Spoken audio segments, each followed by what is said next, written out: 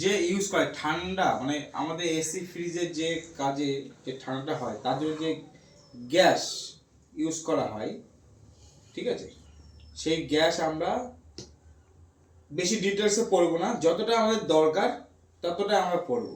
দরকার যে নেই এমনও না, কারণ আমরা এটা পড়ে যে খুব বড় বড় চাকরি করবো সেটা না, আমরা ফিল্ডে আমাদের যেটা লাগবে সেইটুকুনি আমরা পড়বো।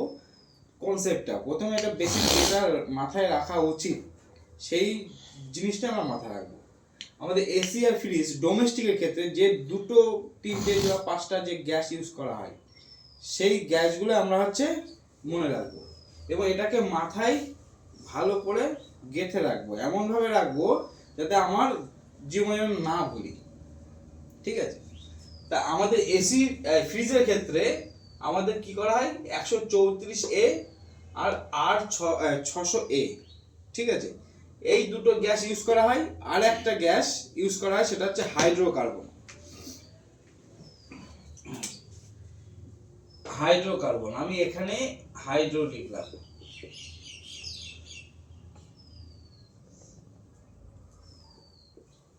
হাইড্রোকার্বন, ঠিক আছে, হাইড্রোকার্বন। এই তিনটে আমাদের কিসে ইউজ হয়, ফ্রিজ। ফ্রিজের ক্ষেত্রে এই 1 নম্বর 2 নম্বর 3 নম্বর এই তিনটে গ্যাস আমাদের ইউজ করা হয়। হাইড্রোকার্বন 134A আর 600A। হাইড্রোকার্বন এর ভেতরে ব্র্যাকেটে লেখা থাকবে 134A হাইড্রোকার্বন লেখা থাকবে, ঠিক আছে। হাইড্রোকার্বন 134A লেখা থাকবে, মানে এই 134টা আমার মাথায় রাখলে আর কিছুটা আমার 19-20 চেঞ্জ করলে আমার হয়ে যাচ্ছে। একটু করেছে। এর স্ট্যান্ডিং প্রেসার থাকবে কত, 40 থেকে 50, তাই তো, 40 থেকে 50। আর এর রানিং প্রেসার থাকবে 10 থেকে 12, ঠিক আছে, 10 থেকে 12। তা বেশিরভাগ সময় আমাদের 10 রাখলেই হয়ে যায়, ঠিক আছে, 10 রাখলে আমাদের হয়ে যায়। যদি বেশি রাখতে হয় তাহলে 12 খুব ম্যাক্সিমাম। কিন্তু এই যে রানিং প্রেসার মানে কি, মানে আগে বলে দিচ্ছি, স্ট্যান্ডিং প্রেসার মানে হচ্ছে যে কম্প্রেসর বন্ধ অবস্থায় আছে, তাকে বলা হয় স্ট্যান্ডিং প্রেসার, মানে দাঁড়ানো অবস্থায়। স্ট্যান্ডিং প্রেসার, কম্প্রেসর চলছে না, তাকে স্ট্যান্ডিং প্রেসার মানে বন্ধ অবস্থায়, গ্যাস চলন করছে না, মানে গ্যাস কম্প্রেসর চালু হলে গ্যাসটাকে তো ঠেলে কন্ডেন্সারে পাঠাবে, তারপরে আবার এভাপোরেটর হয়ে সাকশন প্রেসার লাইন হয়ে আবার তো কম্প্রেসরে আসবে, সেটা কিন্তু আসবে না। স্ট্যান্ডিং প্রেসার মানে কম্প্রেসর বন্ধ হয়ে আছে, কোনো জায়গায় সে গ্যাস না নেবে না পাঠাবে, তাহলে স্ট্যান্ডিং বন্ধ অবস্থায়। কম্প্রেসর অনলি ফর বন্ধ অবস্থায়, এসি কিন্তু না। যদি দেখো যদি কোনো এসি চলছে বা ফ্রিজ চলছে কিন্তু কম্প্রেসর চলছে না, তার হচ্ছে স্ট্যান্ডিং প্রেসার মানে হচ্ছে এইটা। বা ফ্রিজটাকে বন্ধ করে দিলে, ফ্রিজও চলছে না কম্প্রেসর চলছে না, অবভিয়াসলি চলবে না, তাহলে যা স্ট্যান্ডিং প্রেসার মানে দাঁড়ানো অবস্থা তাকে বলা স্ট্যান্ডিং প্রেসার, বারবার করে বলে দিচ্ছি। আর কম্প্রেসর চলা মানে যে চলছে, রানিং প্রেসার মানে কম্প্রেসর রানিং চলছে, তখন এই যে প্রেসারটা সেটা হচ্ছে রানিং প্রেসার বা সাকশনে আসছে, সাকশন প্রেসার বা ব্যাক প্রেসার, এই তিনটের মিনিংসটাই হচ্ছে একটাই। ব্যাক প্রেসার মানে ঘুরে কি আসছে, মানে সাকশন দিয়ে কম্প্রেসর এক জায়গা থেকে নেবে, গ্যাসটা নেবে, সেই গ্যাসটাকে আবার প্রেসার দিয়ে পাঠাবে, ঠিক আছে। তাহলে সাকশন পাইপলাইন দিয়ে যে প্রেসারটা রানিং মানে চলা অবস্থায় যে আসছে, যে ব্যাক প্রেসার, চলতে গেলে গ্যাসের একটা কি হয়, একটা বেরিয়ে যাওয়ার একটা প্রেসার থাকে, তাকে ব্যাক প্রেসার বলে বা সাকশন প্রেসার বা রানিং প্রেসার বলে চলন অবস্থায়। তাকে এই তিনটের মিনিংস হচ্ছে একটাই। কেউ যদি বলে যে ব্যাক প্রেসার কত, তোমার মাথায় সেট করে রাখবে back pressure, suction pressure, running pressure একই, ঠিক আছে। অন্যরকম ভাবে কেউ যদি ওই করে, তুমি এইটাই বলবে ওটাই ঠিক, আর কোনো কিছু মাথায় রাখবে না। Back pressure, suction pressure, running pressure, তিনটে মিনিটস মানে একটাই। স্যার এখানে হাইড্রোকার্বনের 70 থেকে 80 আছে 34-এ। হাইড্রোকার্বনের 70 থেকে 80 আছে। আমি সেটাই তো জানি। এটা হাইড্রোকার্বন আছে তোমার হাইড্রোকার্বনে ওটা মনে হচ্ছে 8600 ইয়ে আছে, 8600 না, ইয়ে 5 হচ্ছে। থেকে 10 না, এটা 70 থেকে 80 হবে। আমি তো সেটাই বলি। এই 40 থেকে 50 হচ্ছে এইটা। আর হ্যাঁ, ওটা বলছি না। 70 থেকে ব্যাক প্রেসার 80, এটা স্ট্যান্ডিং প্রেসার। আর ব্যাক প্রেসার 5 থেকে 10 দেওয়া আছে, এটা ভুল দেওয়া আছে। বলতে আছে হ্যাঁ, ভুল দেওয়া আছে। ঠিক আছে, এই 10 থেকে 12ই হবে। ঠিক আছে, 70 থেকে ওটা আছে স্ট্যান্ডিং প্রেসার। 70 থেকে 80, কারণ হচ্ছে দেখো এর 5 psi কম লাগে, এখানে দেখো 3 psi কম লাগছে, মানে 15 পর্যন্ত রাখবে না, হাই গ্যাস হয়ে যাবে। 10 থেকে 12, 10 11 মানে 10এই রেখে দেবে, তাও দেবে single door fridge, double door fridge, ভালো ঠান্ডা হচ্ছে। 12 দিলে টাই মানে হাইয়েস্ট কত, যে কেউ কোনো কিছু খেতে পারে। দেখা গেল আমি খেতে পারি 1 কেজি চালের ভাত, এই 1 কেজি ভাত, চাল হয়তো অল্প লাগে, কিন্তু ভাতটা খেতে পারি আমি 1 কেজি। এখন আমি লাস্ট 1 কেজি খেলে আমার কি টাই মানে ফুল মানে টাই হয়ে যাচ্ছে, মানে ওর পরে আমি আর একটা দানা পেটে ঢোকাতে পারি না। তা সবসময় কি হয়, একটু বলে না পেট হালকা খালি করে খেতে, তাতে কি হয় আমাদের শরীরের উপকার। পেট ভরে, পেট ফাটানোর মতন পেট ভরে খাওয়া উচিত না। ঠিক আছে, দেখবে ঘুম পাবে, তা ওরকম করা উচিত না। আমাদের সবসময় কি হয়, যেটা হাইয়েস্ট লাস্ট আছে তার থেকে একটু কমিয়ে রাখো, আর একদম লোয়েস্ট আছে তার থেকে একটু বাড়িয়ে রাখো। 10-11 মধ্যে রাখলে এনাফ, আর লাগে না। সব কিছু তোমার ঠিকঠাক যদি হয়, তাহলে 10 থেকে 12, আর এইগুলো সব কিন্তু PSI। হ্যাঁ, PSI,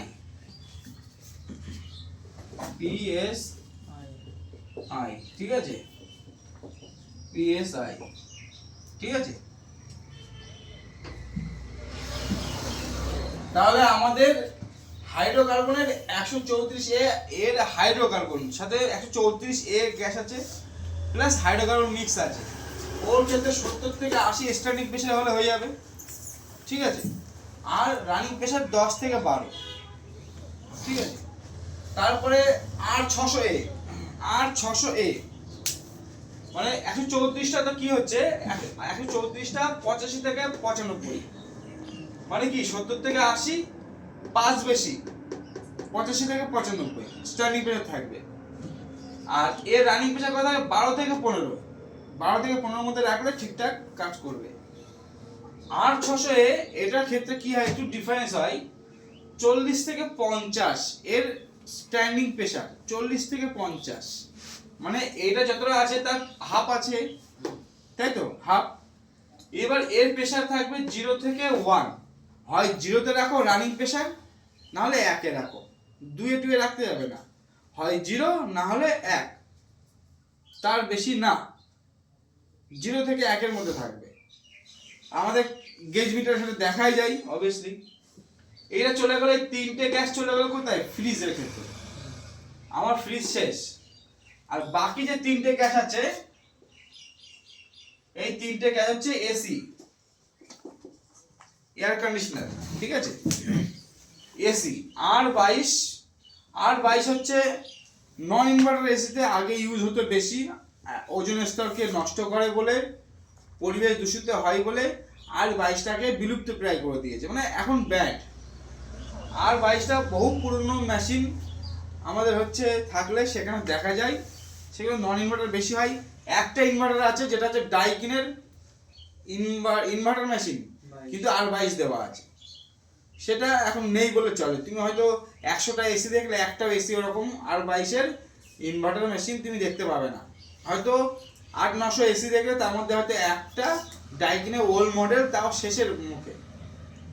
ঠিক আছে, সে তার সার্টিফিকেটগুলো সব এখন মার্কেটে নেই, সেরকম চলে না, তা ওটা বাদ দিয়ে দিয়েছে। R22-এর মানে নন ইনভার্টারে R22-এর আমরা শুধু এখানে ইনভার্টার নন ইনভার্টার পরে দেখছি, বিষয় হচ্ছে আমার স্ট্যান্ডিং প্রেসার কত, রানিং প্রেসার কত, এইগুলোকে আমার দেখতে হবে। এইগুলো মনে রাখবে, শুধু করা 3টে আর 3টে 6টা, এই 6টা যদি মনে রাখো তাহলে মাথার থেকে আর কিছু মনে এক্সট্রা মাথায় রাখার দরকার নেই, শুধু এই 6টাই মনে রাখো এনাফ এসি ফ্রিজের ক্ষেত্রে। আর বাইসের স্ট্যান্ডিং প্রেসার 150 থেকে 155, রানিং প্রেসার 60 থেকে 70, ঠিক আছে। অনেক জায়গায় 65 থেকে 70 বলে, ঠিক আছে। আমি অনেকে 55 থেকে 70 বলে, 55 থেকে 65 বলে, এখানে 60 থেকে 70, ঠিক আছে। আমাদের ইন্ডিয়ার ক্ষেত্রে যে যা গরম পড়ে ওই 60 থেকে 70, 60-এর নিচে রাখলে কাজ হয় আবার হয় না, কিন্তু ফিলিংস সেই ঠান্ডার মধ্যে হয়। 60 বা 70-এর মধ্যে রাখবে হবে। এর ডিসচার্জ প্রেসার, ডিসচার্জটা আলাদা। আগেকার ডিসচার্জ লাইনে, এখন তুমি যত এসিতে যাও না কেন ডোমেস্টিকের ক্ষেত্রে ডিসচার্জের সাথে যেমন সাকশানের ওখানে যেমন গ্যাস চেক করি এসির ক্ষেত্রে, তখন দেখবে একটা চার্জিং পিন টাইপের থাকে, ওখানে আমরা সব কিছু রাখি। আগেকার পুরোনো মেশিনের ক্ষেত্রে কি থাকতো, ডিসচার্জে এরকম চার্জিং পিন টাইপের থাকতো, ওখান থেকে আমরা ডিসচার্জ প্রেসার চেক করতে পারতাম। এখন সেটা নেই, অতএব আমি সেটা এখন শুনে রাখলাম, জেনে রাখলাম ওই পর্যন্ত, কিন্তু আমাদের কাজে এখন লাগছে না। ওই ডিসচার্জ প্রেসার আমাদেরকে যে গ্যাসটাকে কত ডিসচার্জে থ্রো করছে, সামনের দিকে এগোচ্ছে, সেই প্রেসারটা হচ্ছে এখানে দেওয়া যায় 250 থেকে 300, আর 410 450 থেকে 500, ঠিক আছে। এটা হচ্ছে 410 এর গ্যাসের। তো এই দুটো আমরা মনে রাখলাম, বা এ রাখলে হয়, না রাখলে হয়, ঠিক আছে। তা আমার এটা মনে রাখবে অবভিয়াসলি, যখন আছে যখন একটু মনে রাখলে, কিন্তু মেন লাগবে আমার এই দুটো জিনিস। এই দুটো জিনিস মাথায় রাখলে আমার গ্যাসের কাজ কমপ্লিট।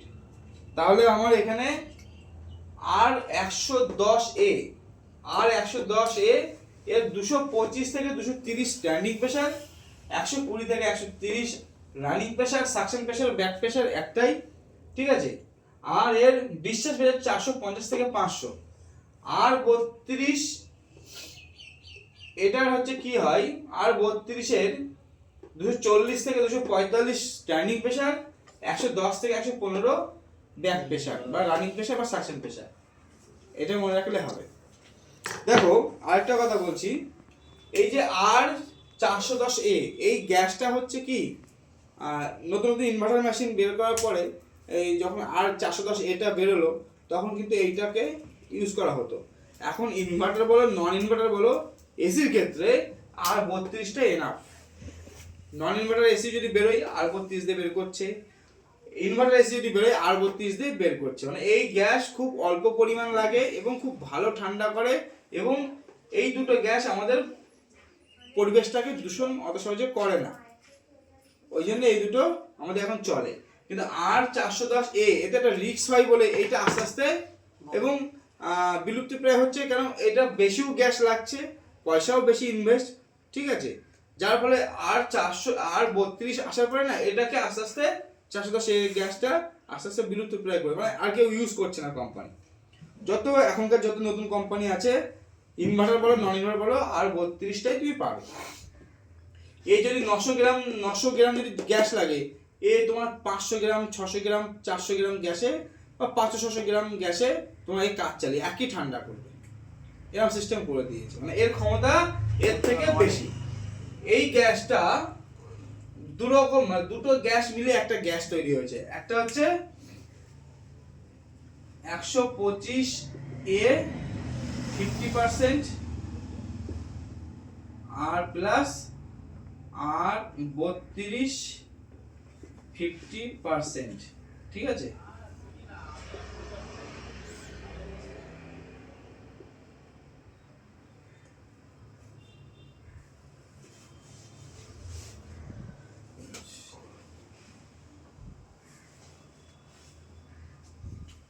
আর 125A, আর 125A 50% আর 32 50%, দুটো 50-50 মিলিয়ে যে গ্যাস তৈরি হলো, সেই গ্যাস হচ্ছে আর 110A, 410, ঠিক আছে। আর 410A মানে আর 125A প্লাস আর 32, এই দুটো মিলিয়ে ইকুয়াল টু আর 410A এই গ্যাসে তৈরি হচ্ছে। এটা 50% আর এটা 50% মিলিয়ে গ্যাসটা দেওয়া হচ্ছে। এটাকে লাইভ রিস্ক কি, এটা একটু রিস্ক কেন, দেখো তুমি কোনো গ্যাস দিচ্ছ, ঠিকঠাক করে যদি গ্যাস না দিতে পারো, যদি কোনো গ্যাস যদি পার্সেন্টেজের হিসাবে যদি কমে যায়, দেখো 32 গ্যাসটা বেশি ঢুকে গেছে আর 125 গ্যাসটা কম ঢুকেছে, সঙ্গে সঙ্গে ব্লাস্ট হবে, তখন লাইফ রিস্ক থাকে। শুধু টেকনিশিয়ানের না, কাস্টমারও থাকে। তুমি কাজ করে বেরিয়ে আসে, তোমার সামনে কিছু হলো না, দেখো 2-4 ঘন্টা পরে বা 1 ঘন্টা চলার পরে ওটাকে খারাপ হয়ে গেল, ব্লাস্ট করলো। তা এই গ্যাস চার্জিং করার নিয়ম হচ্ছে উপর করে লিকুইড অবস্থায় চার্জিং করার নিয়ম, এবং প্রপার ভাবে যেভাবে গ্যাস চার্জিং তোমাদের শেখাবো সেম ওরকম ভাবে প্রপার ভাবে গ্যাস চার্জিং করার নিয়ম, ঠিক আছে? কিন্তু সব জায়গায় কি হয়, গ্যাসটা অরিজিনাল গ্যাস দিতে হয়। ফ্লোরেন্ট গ্যাস আমাদের ভারতবর্ষের জন্য 1 নম্বর গ্যাস, নাহলে গোদরেজের যে কোম্পানি ফ্লোরেন্ট কোম্পানি আছে, এগুলো হচ্ছে 1 নম্বর গ্যাস বলা হয়। এই গ্যাসগুলো ইউজ করে, এগুলো কোম্পানি, এই কোম্পানিগুলো এই গ্যাসগুলো তৈরি করে। এগুলো হচ্ছে নাম্বার, যে এই গ্যাসের ধরন এই, কোন কোন কোম্পানি তৈরি করছে সেটা কোম্পানির নাম। আমরা ফ্লোরেন্টটা বেশি কিনি, ফ্লোরেন্ট গ্যাসটা একটু দাম বেশি হলেও অরিজিনাল গ্যাস, ঠিক আছে? কোনো মতে সেছাড় নেই। আর গ্যাস কিনতে গেলে নিয়ম হচ্ছে জিএসটি বিল দিয়ে গ্যাস কেনা হয়, সঠিক বিল নিয়ে কেনার নিয়ম, ঠিক আছে? মার্কেটে এগুলো পাওয়াই যায়। তা আর 410 গ্যাসটায় ক রকম গ্যাস থাকে? 2 রকম, তাও 50-50%। কি কি গ্যাস? আর 125A আর 32, এই দুটো মিলিয়ে আর 410A। এ কেন আসছে? যেহেতু 125A এর সাথে আছে, ওই জন্য এই দুটো গ্যাস মিলে এই গ্যাসে দেখবে স্ট্যান্ডিং প্রেসার কম কিন্তু রানিং প্রেসার বেশি। দেখো স্ট্যান্ডিং প্রেসার 225 থেকে 230, আর রানিং প্রেসার দেখো 120 থেকে 130, ঠিক আছে? আর 32 এর স্ট্যান্ডিং প্রেসার বেশি, 240 থেকে 245, রানিং প্রেসার হচ্ছে 110 থেকে 115। পজ করো।